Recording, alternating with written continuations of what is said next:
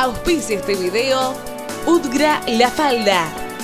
Habíamos comentado entre las informaciones que teníamos para hoy la referencia de la Junta de Historia Municipal allí en la ciudad de La Falda y hemos hablado de la intención de digitalizar la información. Por ello nos visita hoy Rubén Rubio, él es el presidente de la Junta Municipal de Historia y vamos a charlar precisamente de eso. Profesor, ¿cómo le va? Buenos días, bienvenido. Buenos días, muchísimas gracias a ustedes por la invitación.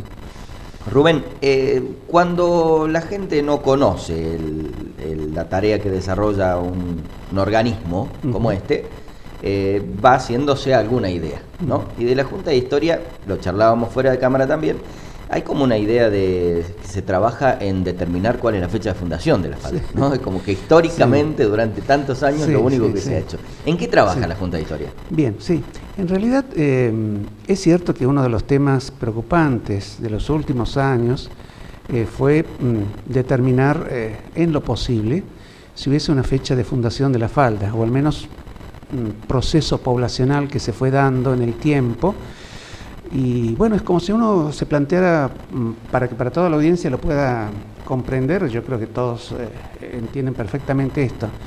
¿Cuándo podemos determinar el origen de la vida de un niño? ¿En el momento de la concepción?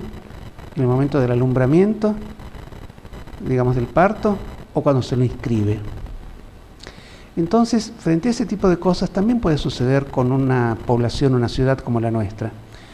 Es cierto que ha habido momentos de inicios de un cambio de actividad aquí en la zona, que pasó de ser una actividad ganadera, pastoril, digamos, minera también, sin mucha importancia, no solamente esta zona de la Falda, en lo que era el Valle de Punilla, claro, para luego transformarse en un centro de atracción turística, todo el Valle de Punilla, en el cual ciertas familias cordobesas venían a descansar y luego se agregaron gente del litoral, de distintas provincias.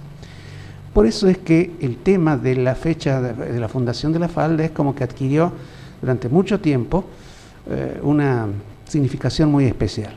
En realidad hay muchas poblaciones que no tienen fecha de fundación, ni se preocupan tampoco por eso. No digo porque sea por desidia o negligencia, sino simplemente que a veces unen las fiestas religiosas con la fiesta civil. Por ejemplo, en el mes de junio, Valle Hermoso va a tener la fiesta del 13 de junio de San Antonio. Y la población lo festeja como el día de Valle Hermoso. Huerta Grande, el 16 de julio con Nuestra Señora del Carmen.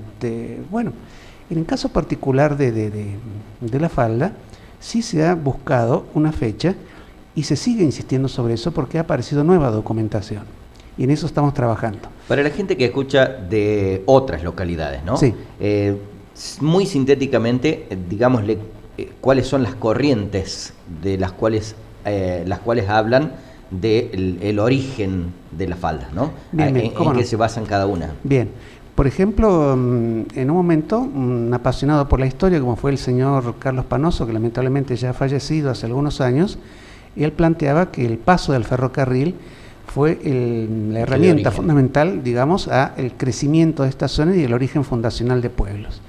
Si bien eso puede ser cierto para el sur de la provincia de Córdoba, donde alrededor de cada estación se fueron loteando tierras, y eso permitía entonces la venta de tierra, el asentamiento de colonos, y por tiempo después venía lo que se llamaba el loteo y además la implementación de decretos provinciales por los cuales se daba origen legalmente a esa población.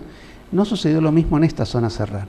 En principio porque es cierto que el ferrocarril no tenía una parada aquí, paraba en Huerta Grande. Huerta Grande era mucho más importante que la ciudad de La Falda, o sea, estamos hablando 5 kilómetros al norte de La Falda. Y también luego paraba en La Cumbre y en Capilla del Monte, hasta llegar a Cruz del Eje.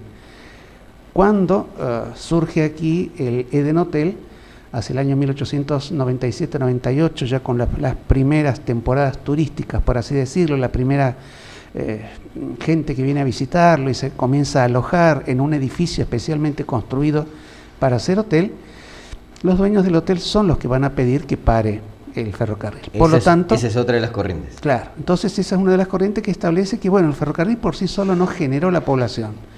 Cuando la decisión de las autoridades del hotel en ese momento solicitan al ferrocarril, que era privado en ese momento, que tuviera una estación de tren, que es el que, más que una estación, una parada, simplemente porque era una parada, llamada Kilómetro 78, ni se llamaba La Falda. Después ellos van a ofrecerle también la construcción de una suerte de estación para que los pasajeros pudieran bajar. Abren un camino desde donde conocemos lo que es el Eden Hotel hasta, digamos, hasta la estación del ferrocarril, lo que actualmente se llama la Avenida Eden o Avenida Edén, como la conocemos también. Entonces, eso va indicando de que hay un crecimiento, una evolución de la actividad turística aquí en esta zona, que simultáneamente se estaba dando también, en menor medida, en Huerta Grande, y con bastante fuerza también en la Cumbre. Curiosamente, la Cumbre, por ejemplo, ya no solamente tuvo su estación de ferrocarril, sino que en 1916 va a tener ya su municipio, delimitado, con autoridad, etcétera, etcétera. La Falda no. La otra corriente, digamos, no es que se opone, sino que agrega que, bueno, cuando la gente del Eden Hotel, y por una circunstancia internacional, como fue la Primera Guerra Mundial y la crisis económica que trajo, los nuevos propietarios, los hermanos Walter y Bruno Heschor, debían vender lotes para hacer frente responsablemente a los gastos que tenían con la propietaria anterior. Ellos habían comprometido a ir pagando, pero bueno, dejó de venir la gente y entonces le propusieron a la propietaria anterior la venta de hoteles por fuera de tierras de lo que era el Eden Hotel. Comenzar como un primer loteo. Entonces, el boleto de compraventa en 1913, luego la escrituración definitiva en 1914, allí luego se produjo una suerte de diferencia de criterio. En 1991, la Junta Provincial de Historia estableció que, bueno, el boleto de compraventa significaba intencionalidad de establecimiento y de edificar allí sobre ese lote vendido, pero no se desconocía, no se sabía dónde estaba el título de propiedad.